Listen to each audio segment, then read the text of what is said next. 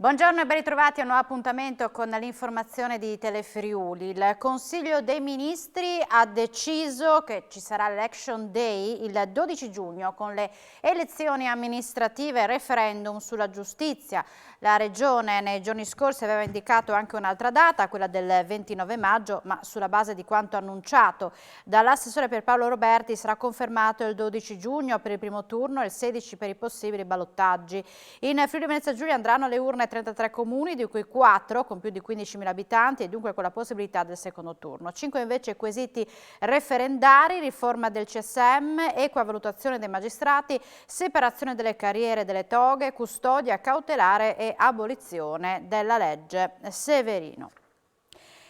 In Friuli Venezia Giulia nella settimana dal 23 al 29 marzo è stata registrata una performance in peggioramento per i casi Covid, attualmente positivi ogni 100.000 abitanti, 1909 contro i 1763 del periodo precedente, ed è stato rilevato un aumento di nuovi casi del 6,4% rispetto alla settimana precedente. Sotto soglia di saturazione posti letto in area medica 10,3%, in terapia intensiva 4% occupati da pazienti Covid-19, quanto emerge dal monitoraggio settimanale della Fondazione Gimbe sull'andamento della pandemia in regione.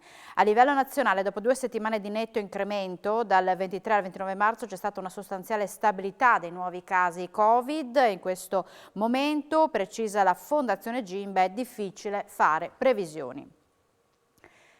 Farmaci irregolari o scaduti, spesso detenuti in promiscuità con altri medicinali validi. Diverse violazioni nella gestione dei farmaci sono emerse all'interno di 6 ambulatori veterinari del Friuli Venezia Giulia. Questo è il risultato delle 24 ispezioni eseguite dai NAS di Udine in tutta la regione, svolte nell'ambito di una campagna di controllo nazionale finalizzata alla verifica delle prestazioni terapeutiche e curative che si svolgono all'interno di strutture a tutela degli animali domestici. Nello specifico, i militari del nucleo antisofisticazioni sanità hanno riscontrato e punito inadempienze in una struttura presente nell'ex provincia di Trieste, in 2 ambulatori veterinari di Pordenone e in una di Gorizia. Le violazioni riscontrate nella destra a tagliamento hanno anche portato a una doppia sanzione amministrativa. Per la prima volta siamo noi a dare da mangiare alle api e non viceversa. A dirlo Luigi Capponi, presidente del Consorzio Apicoltori di Udine, che racconta come il lungo periodo di siccità stia mettendo a rischio la riproduzione delle api che in assenza di pioggia restano non solo senza acqua ma anche senza cibo. Il lungo periodo di siccità in regione ha riportato in sofferenza il mondo dell'apicoltura, già in difficoltà a causa di emergenze climatiche ormai sempre più frequenti. Con poca acqua a disposizione le api si indeboliscono e fanno più fatica nel riprodursi. È un problema molto grave, in quanto in questo proprio preciso momento le api che si stanno rafforzando.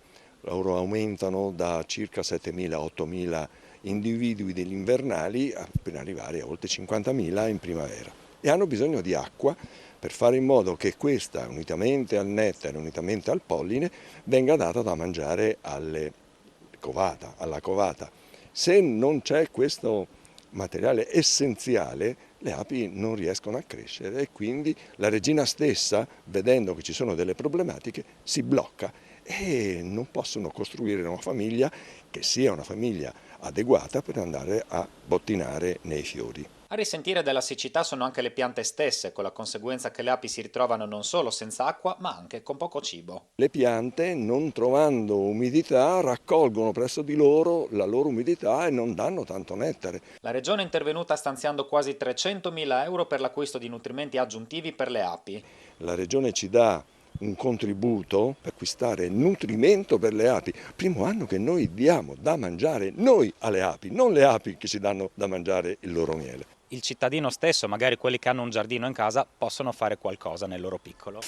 Costruire, basta anche una bacinella, mettendo dentro della paglia oppure delle foglie con dell'acqua. Le api vanno, si abbeverano, portano l'acqua nelle loro arnie e la cosa si può risolvere. Certo, si può risolvere quella della bontà della famiglia.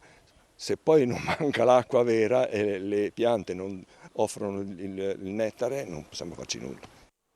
Imprese e lavoratori insieme per sostenere la popolazione ucraina. Confindustria e sindacati costituiscono un fondo di solidarietà.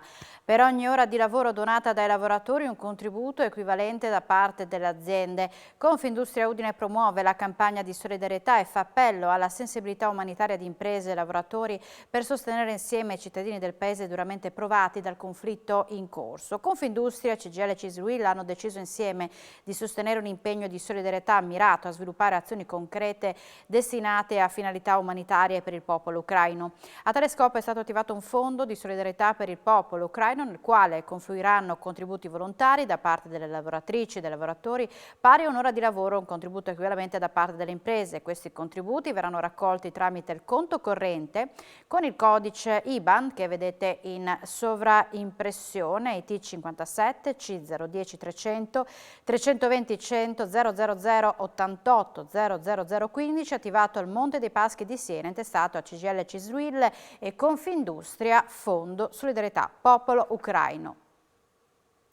La dipendenza da gioco d'azzardo sta colpendo sempre più persone giovani ed è stata riconosciuta come patologia necessaria di assistenza sanitaria pubblica nel 2017. La dipendenza crea veri e propri squilibri all'interno della famiglia e rende necessario l'approccio alle strutture dedicate. Sentiamo la testimonianza di una persona affetta da tale patologia con le difficoltà che ha dovuto superare.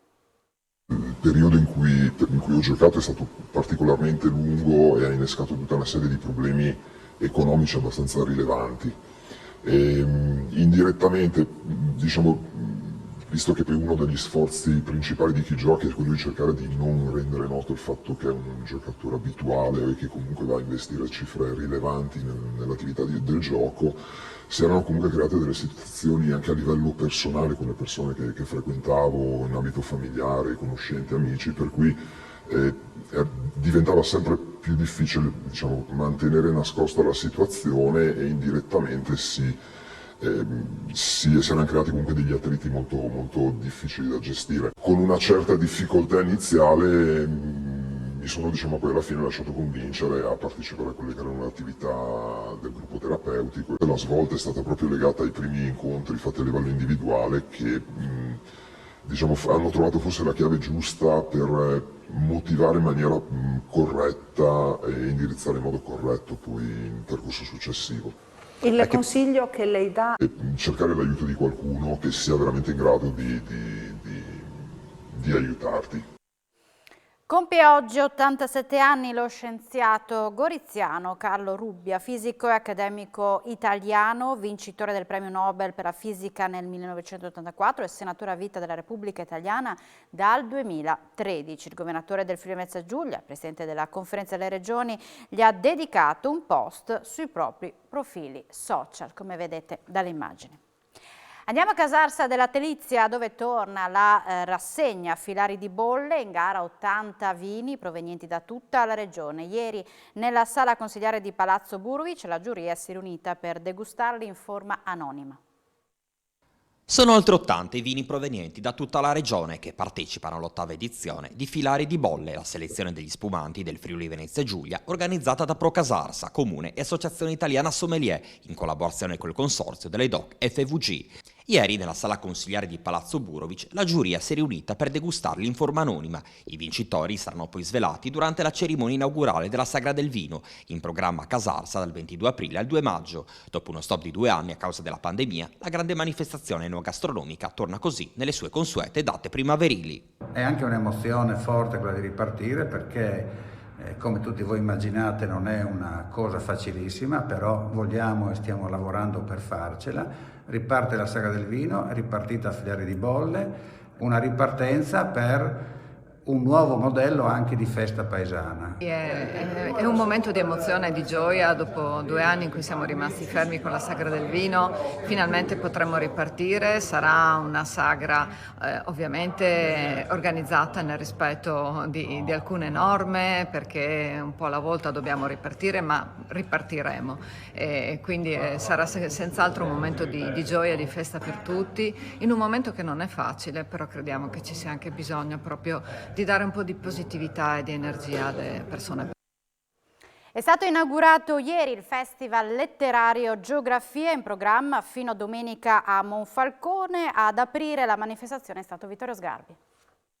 Le parole del critico d'arte Vittorio Sgarbi con una Lectio Magistralis su Raffaello hanno aperto la quarta edizione del Festival Letterario Geografie, in programma a Monfalcone fino al 3 aprile con l'organizzazione di Pordenone Legge. Sgarbi ha tracciato il ritratto dell'uomo e dell'artista, il viaggio che ha portato Raffaello nel cuore della storia dell'arte, dal commovente rapporto con il padre e la madre al magistero di Pietro Perugino, dagli affreschi delle stanze vaticane fino al torbido amore per la fornarina che destabilizzò la sua calma olimpica. Alla cerimonia di inaugurazione hanno partecipato anche il presidente della regione Massimiliano Fedriga e il sindaco Anna Maria Cisint. Per Fedriga questo festival dimostra come Monfalcone abbia fatto un grande salto dal punto di vista culturale e non sia più solo la città dei cantieri. Geografie prosegue oggi con il dialogo tra poesia e fotografia, con un incontro alle 17:30 e con un focus su Dante alle 18:30 in Piazza della Repubblica. In serata alle 21 al Teatro Comunale il festival renderà omaggio al centenario pasoliniano con la proiezione del film L'isola di Medea, che racconta l'incontro speciale fra Pasolini e Maria Callas sul set di Medea. Fino a domenica sono attesi anche la cantautrice Francesca Michelin, il divulgatore scientifico Mario Tozzi, il giallista Carlo Lucarelli, la giornalista e scrittrice Marianna Aprile e tanti altri protagonisti.